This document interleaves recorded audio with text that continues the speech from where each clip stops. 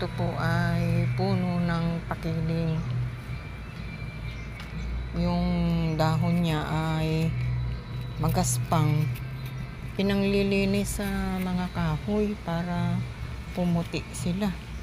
Ito po, meron pala silang mga bunga. Ayan. Ayan. Ayan.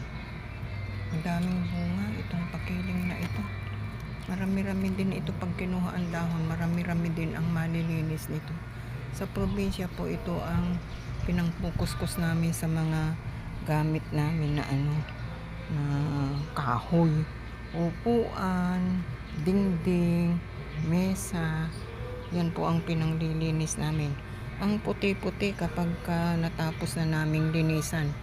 Libre na po ang sabon. Hindi ka na po bibili ng sabon.